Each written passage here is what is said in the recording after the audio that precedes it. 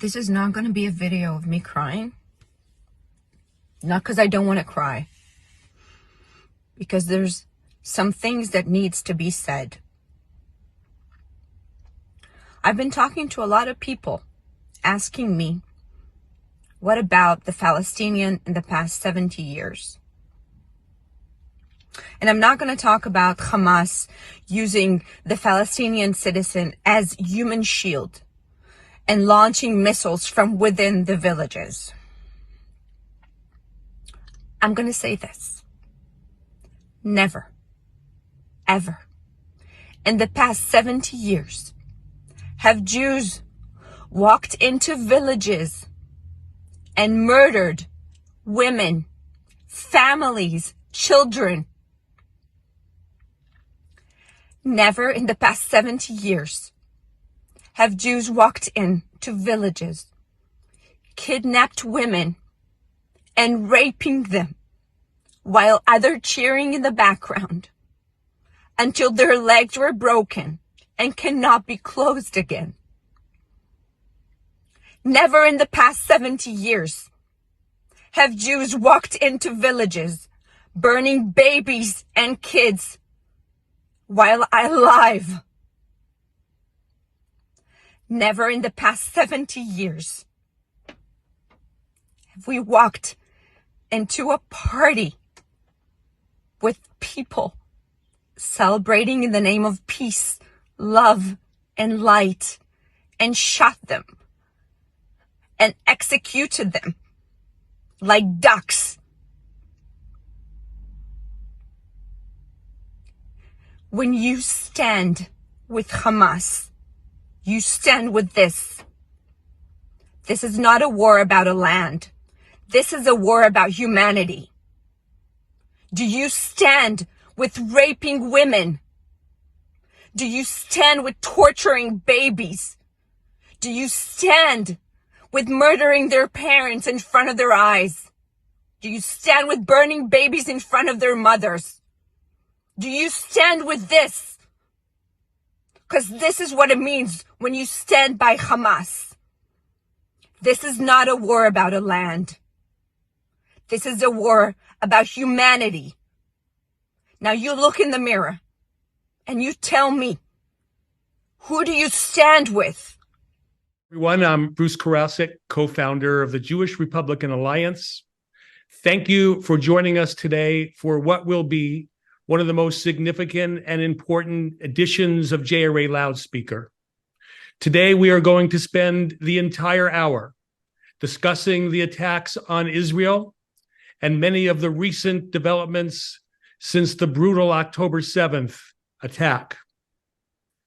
The Jewish Republican Alliance vehemently condemns the heinous acts of violence and terror unleashed upon innocent citizens of Israel by Hamas. These vile acts of aggression, supported and sponsored by Iran, have sent shockwaves throughout the international community. The unyielding spirit of the Israeli people remains unbroken, but the loss of innocent Israeli and American lives is a tragedy, and that should outrage every freedom-loving citizen of the world. Our most treasured ally is under siege. While Israel is being brutally attacked on its soil, we must come together as a united front, echoing the clarion calls of our party leaders and every right-minded individual across the globe. Israeli Prime Minister Benjamin Netanyahu's resolve reminds us of Israel's undying spirit, and the war he speaks of is one of survival and defense against forces that threaten Israel's very existence.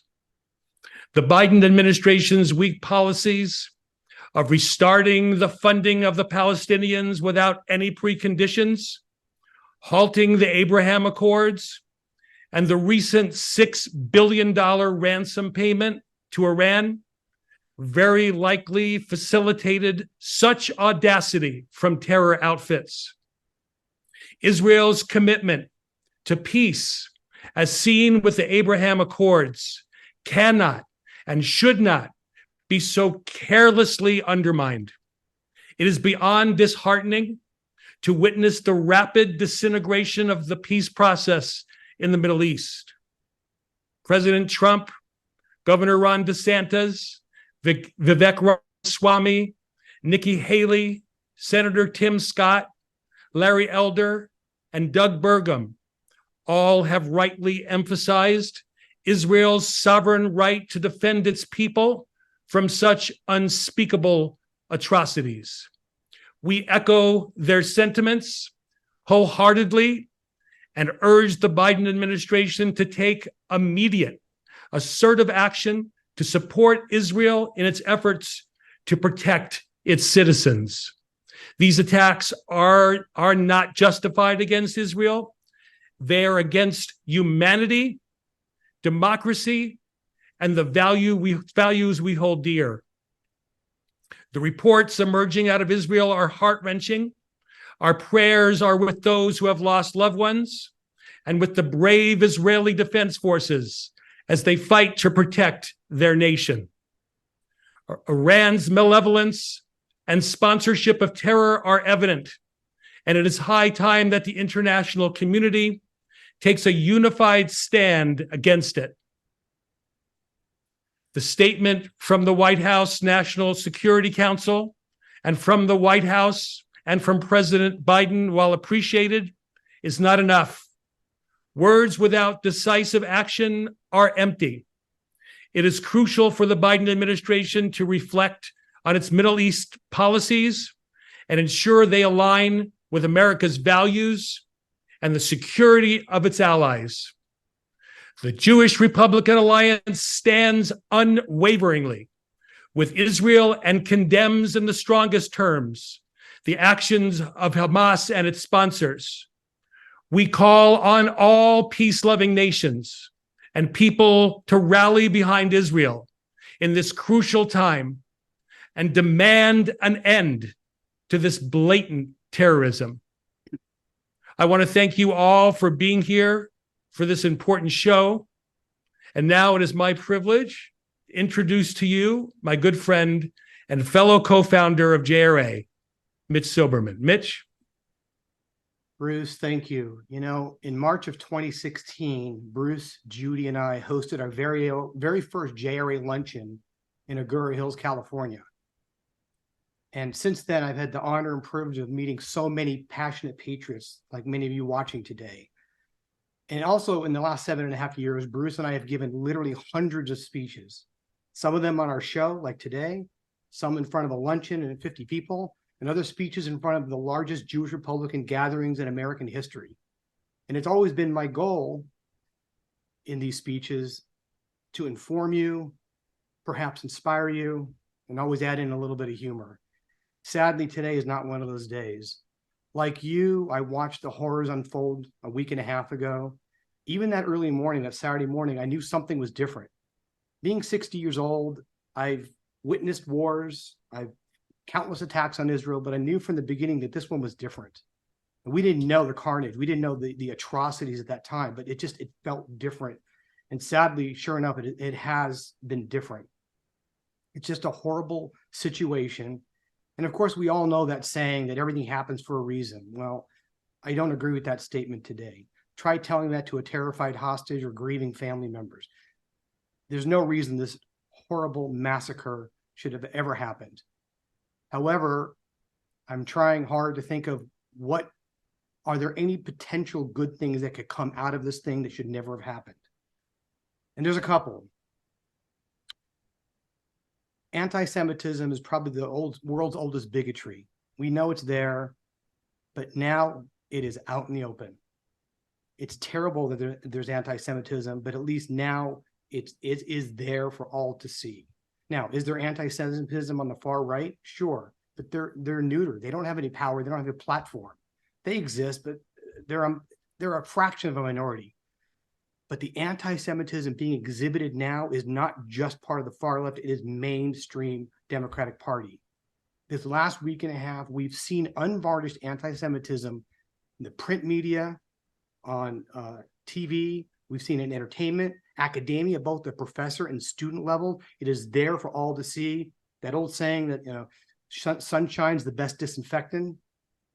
So one potential good outcome of this horrible thing that should never have happened is that now people are waking up and seeing how terrible it is. Now, I'm 60 years old. I've never experienced anti-Semitism. I mean, I know it exists, but I've never personally experienced it, still have not. But to see it on full display like this is truly horrifying. There is no other explanation other than, well, it's just the Jews and they had it coming. The second potential positive outcome that could come from this horrible situation that should never have happened is it's going to wake some people up. And I'll give you a true story. I went to Cal State Northridge in the early to mid 80s, and I made a good friend. His name is Gary. He was in a competing fraternity, nice Jewish boy. We were really good friends. We stayed friends well after college. In the year 2000, he and I were interacting on this new technology called email. That thing on the internet that Al Gore invented. So we were arguing back and forth about Bush versus Gore. And I remember sometimes in a group, sometimes just he and I, but he was vehemently, angrily against Bush and really for Gore. And we would fight hard. And then 9/11 happened. And Gary changed. Now, I'm not inferring he changed. He flat out told me he is now a proud, staunch Jewish Republican conservative. And so my hope and prayer is that enough people who consistently, blindly, constantly vote Democrat no matter what, wake up and they say, wow, the party that I always align with, the party that I always vote for, that's where this anti-Semitism is on full display, other than in the Islamic world. They need to wake up. They need to see that with all the faults the Republican Party has, and they're there, they are so pro-Israel. So I am hoping and praying that people wake up and they see, I can't keep voting for this party anymore. In fact, if you're bold enough, you can ask one of your friends or family members that always votes Democrat, say, if Hitler were alive today, which side would he be on? Sadly, he'd be aligned with the same position the Democratic Party has. Not every Democrat, okay? But all in all, that's where we're seeing all this anti-Semitism other than from the radical jihadists. Thank you. Bruce, back to you. Mitch, thank you for your kind words and for your important words. I wanted to talk a little bit about this hospital bombing that took place yesterday. The world was so quick to blame Israel.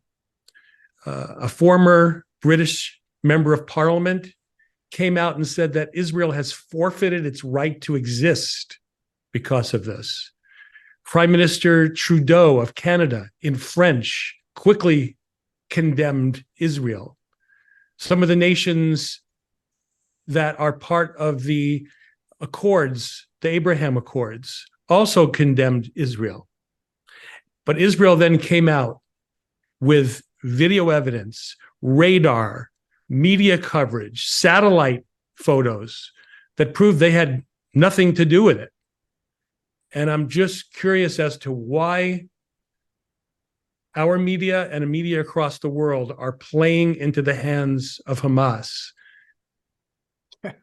Well, I have to tell you, the New York Slimes and the Cartoon Network, CNN, pushed out to millions of people yesterday electronically that Israel bombed a Gaza hospital.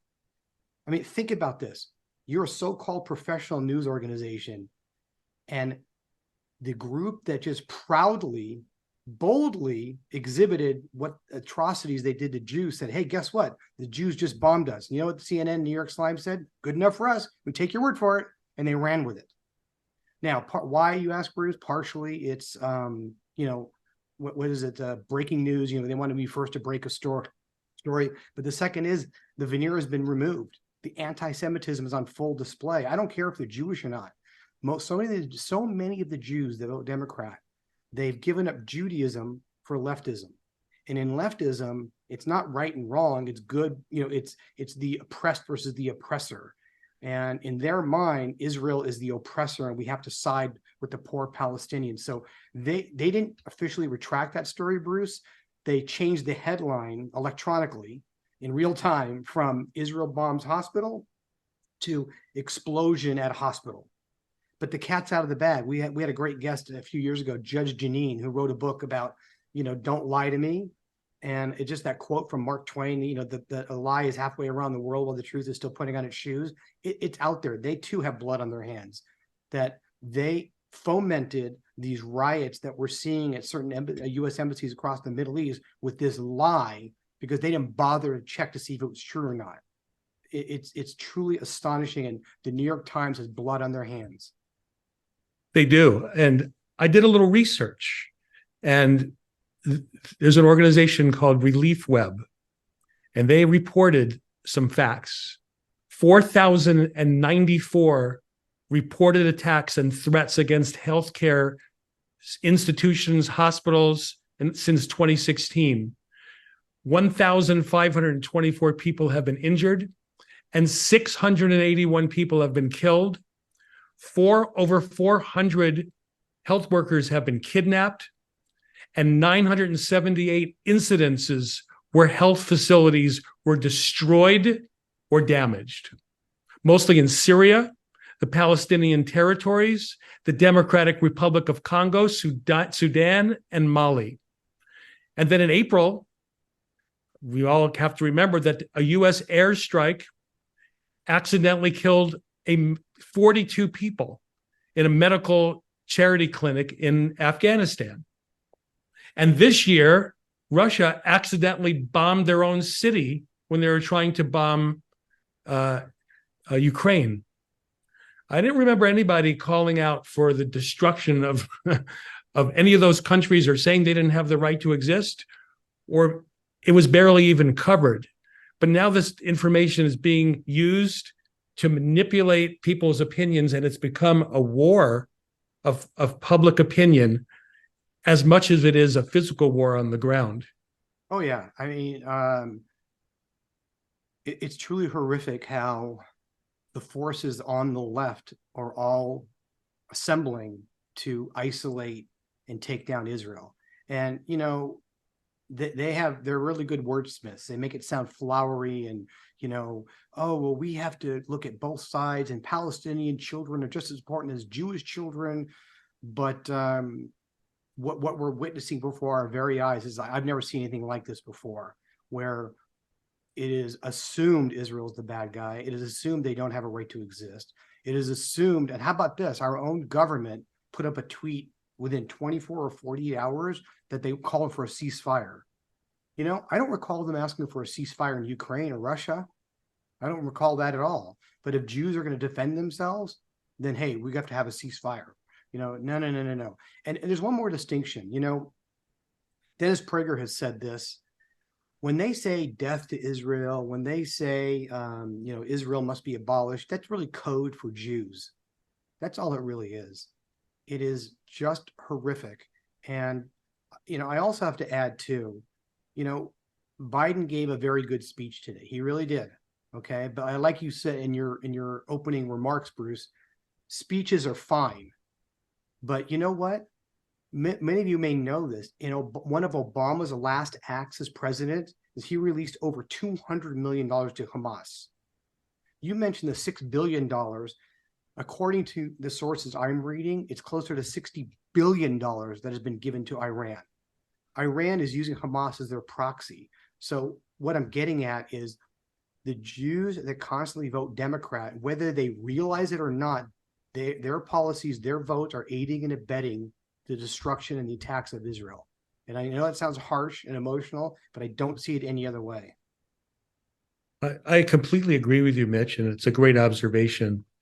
And every time, I appreciate the White House's support for Israel, but every time they lecture Israel, either privately or publicly, about having to make sure that they don't kill civilians, signals Hamas and Iran and the allies that keep doing what you're doing, because they're trying to blame Israel and lecture them, the one country that has been the most careful in not trying to harm civilians.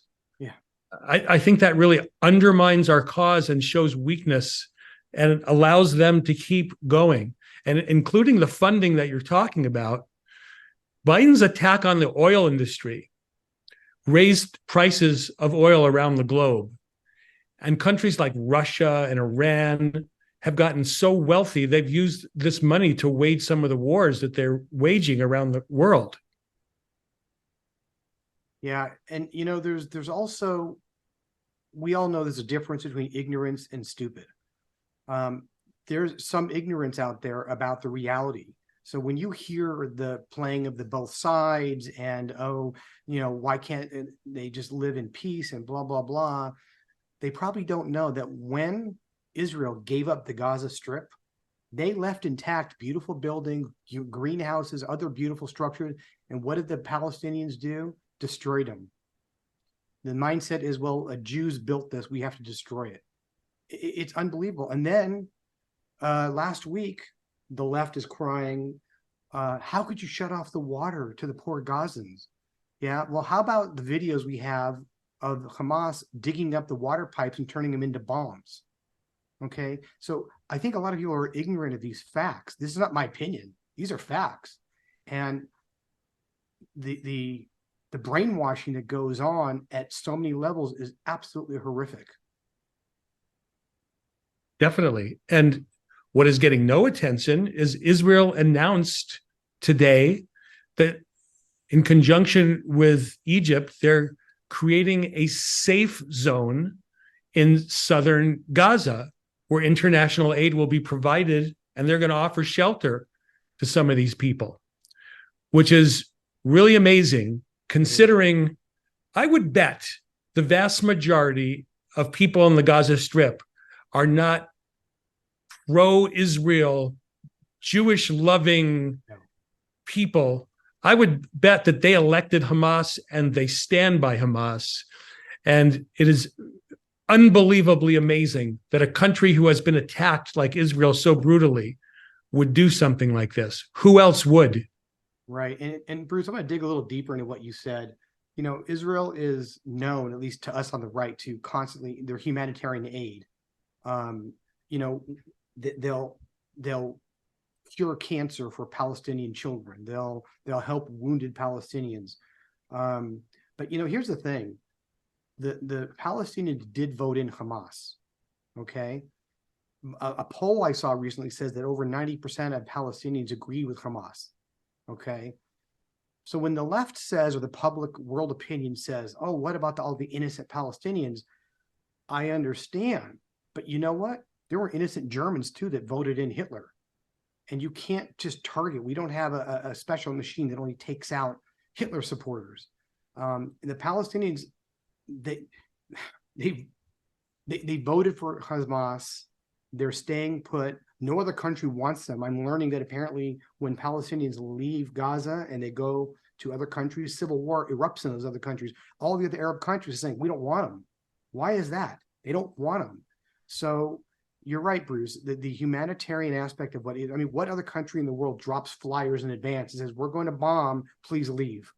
It's unbelievable, the double standard. And really, what do they expect?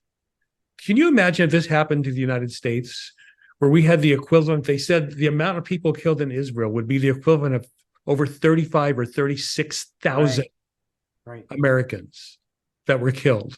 Yeah. We lost 3,000 Americans roughly in 2001 in the World Trade Center bombing. Right. Americans were up in arms. We went into Afghanistan. We went into Iraq.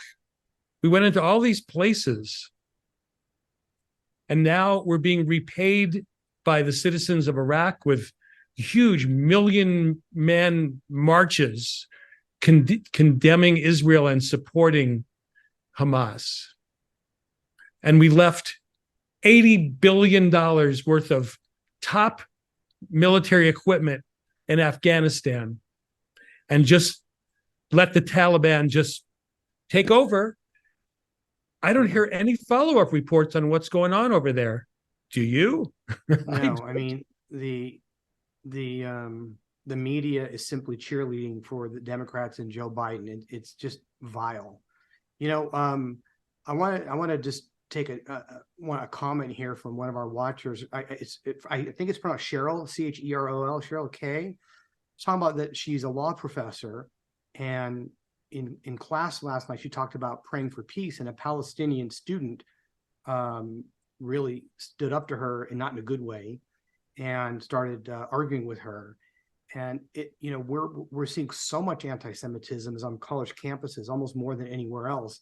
And the sad thing is, children on their own, I don't care what child, what country, no child hates someone else on their own. They are taught to hate. So these kids that are standing up to law professors like Cheryl, they've been taught to hate Jews. They've been taught to hate Israel.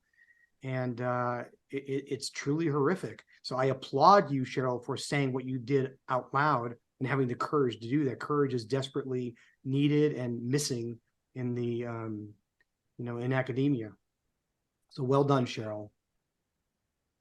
Mitch, you talked a little bit about anti-Semitism in your opening remarks. And this past week, there was a synagogue in Berlin that was firebombed. 2 Molotov cocktails were thrown into the synagogue. A man in Ohio went up to a Jewish person's family's home. They caught this on the Ring, started screaming anti-Semitic remarks to them. It was recorded. There was a rally I think in Australia. Right, Australia. Chanting near the Sydney Opera House, "Gas the Jews." Yep. This is unspeakable. If you go on memory.org. MEMRI. I don't know what it stands for, but yeah, MEMRI. Middle East media, I think, something like that. But if you look at the rhetoric coming out of Iran and out of the Arab world, they're threatening Jews and Americans. And we cannot stand idly by and just let this happen. Look what's happening on our college campuses. That is a shame. Oh, yeah, college is a cesspool. I will tell you, this week, I was so heartened by some of the major donors at UPenn, at Harvard, and others saying, yeah, money is drying up for you guys. We can't believe you're standing idly by and allowing all this anti-Semitism. So number one, I applaud these people. Number two, what took you so long, right? But I will tell you, with all this anti-Semitism, most of you know, I moved out of LA last year, a little over a year ago. I now live in the Nashville area. And I proudly wear my chai everywhere. When I go to the gym or whatever, I make sure it's out, not in. I mean, I really make an effort. And I have to, just to give you a little positive news, the Christians here in Nashville and probably throughout the South love Jews and love Israel. It's really remarkable. And I also wear my chai out, not just to show that I'm Jewish, because when you said, what can we do? Sometimes the best thing you can do is be a shining example. And I'm waiting. It hasn't happened. It probably never will. For someone to look and say, oh, what's that thing on your neck? And I could say a chai. And then if they say, are you Jewish? And I was like, yeah, and I'm waiting for no negatives come out of it. It never has. But if it did, I say, well, what would I do if someone made a negative comment about Jews or me? I'd say, you don't even know me. Like, really? You don't like me because now that I'm Jewish? Like, wow, that reflects so poorly on you. It has nothing to do with me. So be proud to be Jewish, live your life. Last Friday, the so-called Day of Rage, that's nothing. The lying, fake news media. I was so angry.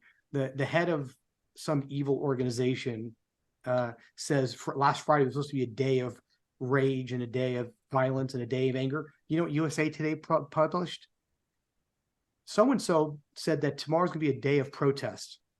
I wish I could have reached them and said, you lying SOB, you're literally changing the words of the person who said this. So I told my kids, you know what?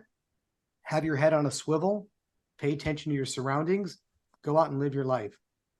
Be a proud Jew, be a proud American. It's the best thing we can do, other than donating, or I think there was a congressman in Florida that literally flew to Israel and rescued Americans or rescued people. Just there's so much that can be done that must be done. Speaking out is one of them.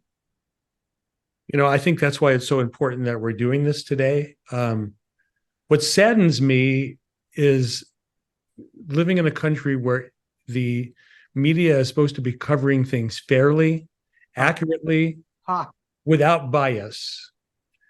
And as shown over the last election, so many things were hidden. And how can we then say anything to the world? Because right now they're doing the same thing with this attack on Israel. There should be one side to this and one side only. The world should be condemning Hamas unequivocally. And yet, if there's probably millions, if tens of millions of people that will never hear that Israel didn't bomb this hospital, never hear the truth about what's going on because they're only hearing the propaganda that's enraging them, that is creating hate around the world. I would add to that, Bruce, it's not just enraging them, it's reinforcing. It's just horrible. Why do they hate Jews? I don't know. But when the fake news media publishes that Israel bombed a Gaza hospital, they're reinforcing that hatred. They're stirring it up. We have a comment here from one of our watchers, Rudy M, said, "Stop donating to UCLA." Bravo. Absolutely. I wish more people would send letters to their alma mater or whoever and say, "You're not getting another dime from me." We have to wake up these colleges. And I saw a heartbreaking video. Many of you probably saw it. We all know the precious snowflakes on campus that, God forbid, Ben Shapiro shows up, or Candace Owens, both past JRA speakers. If they show up, they're triggered. It's violent. They shout them down. They need a safe space, right? Yet I saw a video. I don't know what campus it was, but there was a young Jewish girl, probably around 20, crying to, I think, the campus president or some authority, saying they are literally chanting right now, "Death to Jews." Like, that is something that you need protection from. And it basically goes, well, free speech and suck it up, buttercup. But God forbid they should be exposed to a conservative thinker. But shouting "death to Jews" on college campuses, we stand with Hamas, we stand with that, you Jews have to just deal with it. It's mind-boggling. Well, there's someone out there, there's a group that is recommending that they record the names of all the people at Harvard and at other schools that stood up for Hamas, and have this list so they just know not to hire any of these people. And I think Tom Cotton is coming out with a bill that says, listen, Americans have the right to free speech because they're American citizens. They can say dumb things. They can say stupid things. But people that come into this country out of the gratitude of America have no right to be doing this, and they should be expelled. Yeah, and in fact, I did read that there are certain students that signed off on these, I don't want to call them nonsense, evil. We stand with Hamas. That some of the businesses have said, yeah, your offer for a job has been rescinded. And to that, I say, bravo. Yeah. And there was another organization last week that drove a van with like a billboard, an electric billboard, listing the names of all the students that signed on with these 31 organizations of Hamas, with Harvard, rather, same thing, to broadcast, to make them public, to make them known, like, hey, these are the students that say, I stand with murderers. I stand with people that behead babies. I stand with people that rape women. It's amazing. The people on the left say, silence is violence, words is violence, but actual violence against Jews, that's okay. Pretty remarkable, huh? It is unbelievable. And can you imagine if it was the 1930s and FDR was president, and all the things that were coming out of Germany with Hitler, the things they were doing to the Jews, and if FDR paid a ransom of what is equivalent of $6 billion today, then, I don't know what the number would be, and sent it over to Nazi Germany, and that money could be used to kill Jews and to wage a war. Who knows? Maybe they could have even gotten the atomic bomb before we did if they got that money.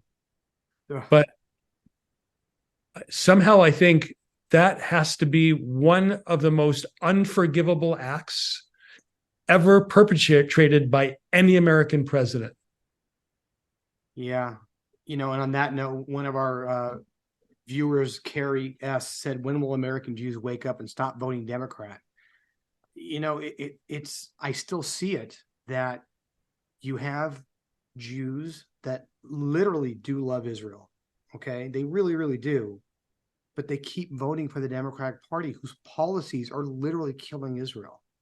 It's amazing. And, I don't know if you guys saw the movie came out a few months ago with Helen Mirren called Golda. It was all about I think it was the Yom Kippur War. And I have this quote. It's very apropos for today's show.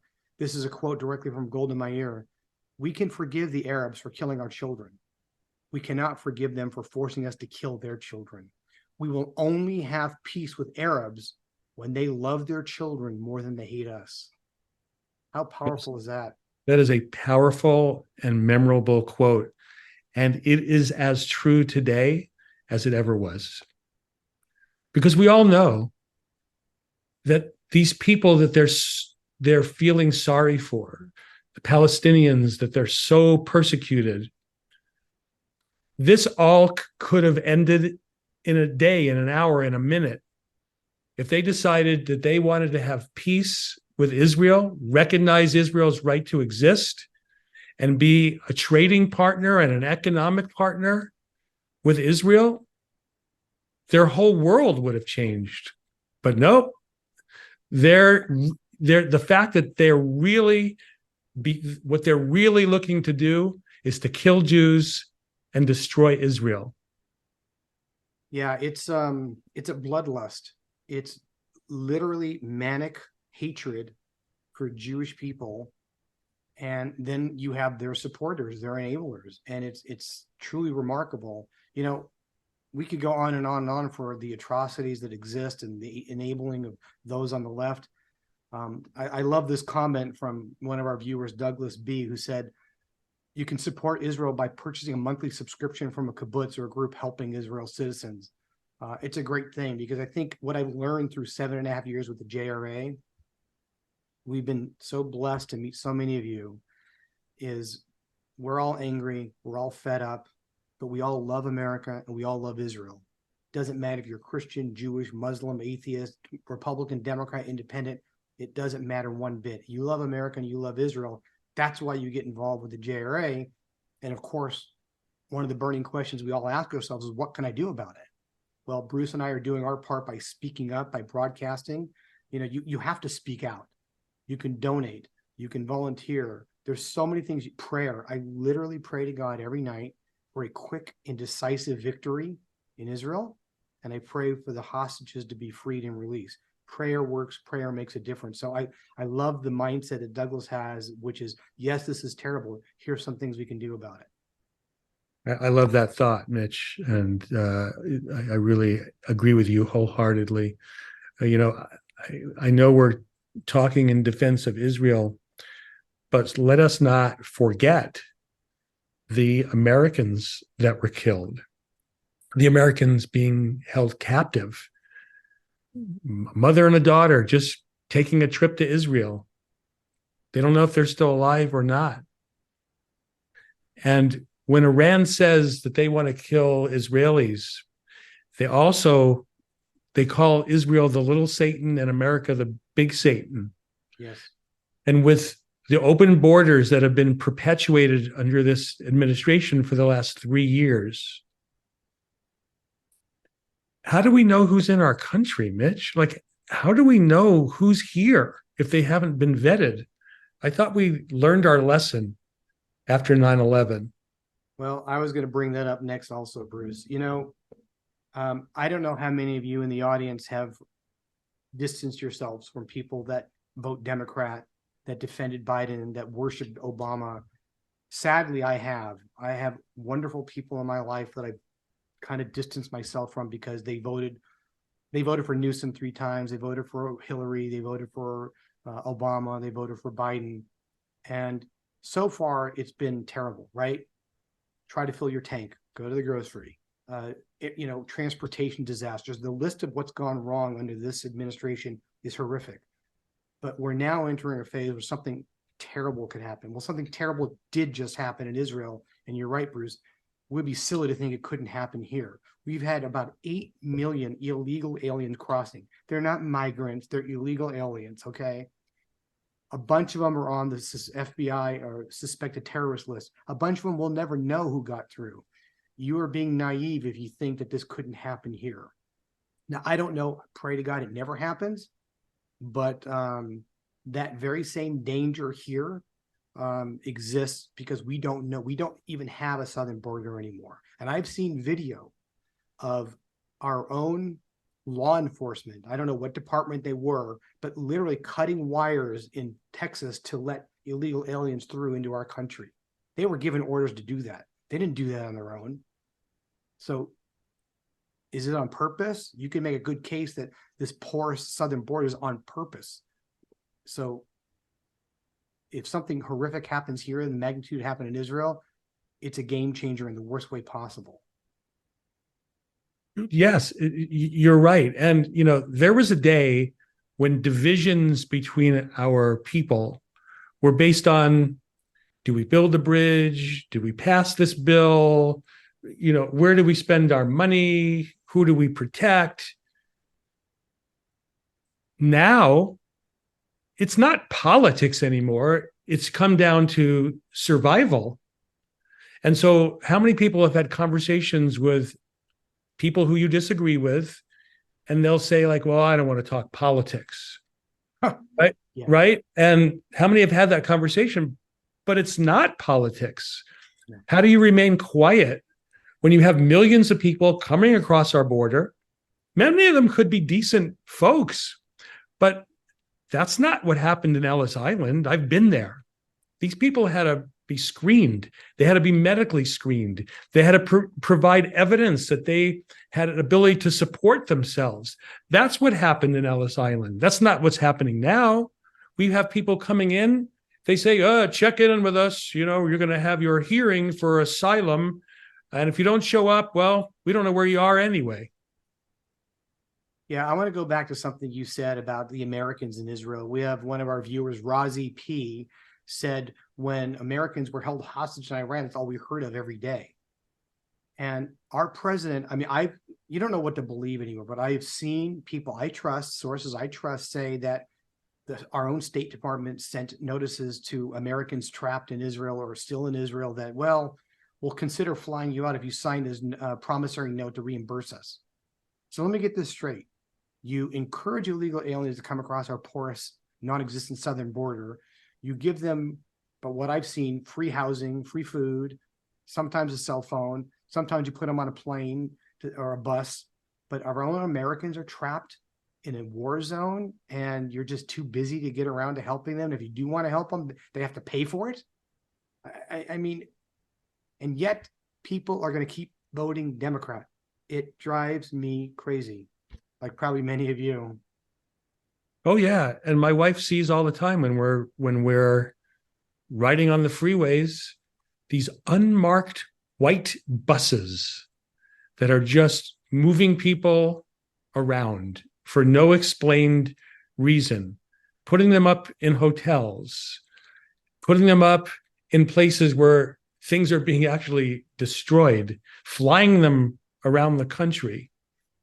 And when our country was going through the pandemic, they were forcing people to get vaccinated, firing people to get vaccinated. And when pressed, there's a pun here, the press secretary said, well, we're not going to make them get COVID vaccinations because they're not going to be here long enough. That one was very interesting. So how do we find out now? What do we do? What is the task of the FBI and our government to find out who's here right now? And how do we prevent an attack happening on our own soil? Well, Bruce, sadly, the FBI is too busy going after domestic terrorists like you and me. Now, for the record, they're not going after you and me literally, but parents have stood up at board meetings, the Catholic Church. That is who our FBI thinks are the danger. I mean, it's the DOJ has been so politicized, but what do we do? So I have to tell you, when I moved here to the Nashville area, I decided to get my what's called enhanced CCW, concealed carry weapon. And I'll never forget, the instructor said, in Tennessee, you're expected to have a Bible in one hand and a gun in the other. And I said, hallelujah, I'm home. So what can we do? Well, listen, there's a reason our founding fathers gave us the Second Amendment. Okay, we have a God-given right to protect ourselves. And in fact, we have a JRA luncheon this Friday in Nashville. And our guest speaker, of course, we set it up way before any of this happened, is a woman who was brutally attacked and realized maybe I better learn to defend myself. And she literally teaches other women how to shoot, to defend themselves. I know not all of you want to carry a gun. I know not all of you can carry a gun, but I have to tell you, it's a scary time to be defenseless. You know, keep your head on a swivel, be aware of your situation. Don't walk like a zombie, you know, or sit at a stop sign on your phone. I don't know what's going to happen. I don't think our country's ever been in as much danger as it is now. But until then, we live our lives normally, but vigilantly. No, I agree with you, Mitch. More and more people are now being forced to get their gun permits, their concealed carry permits and licenses. I remember I worked in Beverly Hills many, many years ago when the Rodney King riots took place. And I was working in a very large office building, and I had to inform all the tenants that the rioters were coming from downtown LA and they were working their way toward Beverly Hills. And we were asking everybody to evacuate the building. Well, apparently, all of Beverly Hills was doing that to the high rises there and to the middle-sized buildings. They were telling their tenants to leave. So we closed down the building and we left. And if everybody knows the streets of Beverly Hills, they're residential streets, and you ride on there and then they move pretty good. We were like rats on a sinking ship trying to get off, but no one could move. All of Beverly Hills was trying to evacuate, and you were stuck in your cars. You couldn't move. It was stopped. And I thought, wow, if they came down armed and tried to hurt people like they did to Reginald Denny when they threw him out of that truck, we would all be defenseless. We would have because the police could not be everywhere. And I think it's the same today. It's like people are exposed. What do you do? Well, not only are they defenseless, but because of George Soros-backed DAs, you have the DAs that, you know, with cashless bail, catch and release. Police are demoralized. You know, true policemen are heroes. And they're like, why would I want to apprehend a bad guy when either A, I'm going to get fired, or I'm going to be sued, or they're just going to release the guy anyway. You know, and there's a great shirt I've seen that says, you know, the different calibers of bullets, 38, 22, are all faster than 911, you know, and I just, it's a dangerous time. We have to keep living our lives normally and happily, keep God in our lives. Maybe one of the things you can do, if you like this broadcast, when the replay comes out, you can forward it possibly to someone who's on the left, not a leftist. Don't bother with the leftists. You know, in their mind, Israel's the bad guy, and that's that. But anyone who's middle to the left that always votes Democrat, if you feel this kind of a broadcast would help them see things more clearly, because we do have to win some of them over. We just do. Also forwarded to conservatives. Well, that too. Rally our own troops as well. That's right. And I think it's important to not lose sight that many conservatives have not heard this message yet, and they need to. Yeah, and I, you know, someone else pointed out, you know, Elon Musk for the most part is pretty remarkable. You know, do I agree with him 100%? Of course not.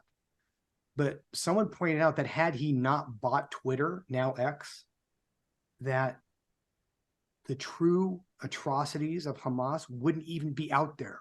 the old ownership of Twitter would have censored it.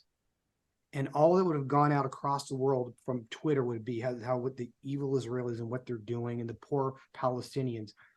I don't know if you realize that this huge impact that this billionaire buying this free speech communication tool has actually helped Israel, because the truth is getting out there. So predictions, Mitch. Where is this going?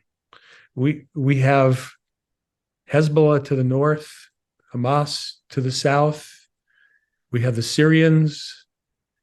We have the Iranians, the Russians. Well, where is this going? The only thing I can think of, that old saying, history may not repeat itself, but it sure rhymes. The only way we ended the atrocities of World War II, because people know about the Nazis. Not many people know about the atrocities of the Japanese, Imperial Japanese. They were it's true. Almost as bad as the Nazis, maybe just as bad. But the only thing that stopped it was 2 atomic bombs. And that was a big, heavy decision. But when that happened, when Harry Truman did that, they said, okay, we're done. Like, this is something we can't compete with. We can never recover. We stop. We give up. I think that Israel has to have similarly such an amazing show of force that its enemies say, yeah, okay. So I think, number one, Israel has to have a quick and overwhelmingly decisive victory. I think that we have to get a Republican in as president next year, even with all the cheating. The strength, weakness is a provocation. And of course, the great Ronald Reagan, strength, was it peace through strength? Is this the time to take out Iran's nuclear facilities? Great question. They're saying time is over today and threatening to take action. Well, is now the time? Go ahead. I'm just asking a question. Will Israel do something preemptive again? I don't know. But there is a very painful question that we haven't even addressed yet, which is, how did this happen? How did the IDF and our own spy network not see this coming? How is this just something went wrong, aside from the atrocities and the evil that happened? And by the way, if you hear someone call this a tragedy, it's not a tragedy. A tragedy is a building fell, an earthquake, a tornado, a car accident. This is unadulterated acts of evil, pure and simple. So even if someone on our side said it's a tragedy, just correct them. It's not a tragedy, it's evil. This is an intentional evil act. But I don't know. I don't know where this goes. Will Israel be proactive? But if they were proactive, what happened? How did this slip through? This had to be planned. It wasn't spontaneous. What do you think about that, Bruce? Well, we now know this was being planned for over 2 years. There were reports that the leader of Iran, Soleimani, that Trump took out, was involved in the initial planning of this. I have to believe that some of our weakness that we've displayed around the world gave them the confidence to pull this off. But I am just amazed, like how the Israeli intelligence is among the finest in the world. How did this happen? How did they not know any of this? I mean, look at what they've done just with this hospital bombing. They've had recordings of people talking. They've got, satellites. They had no warning, nothing.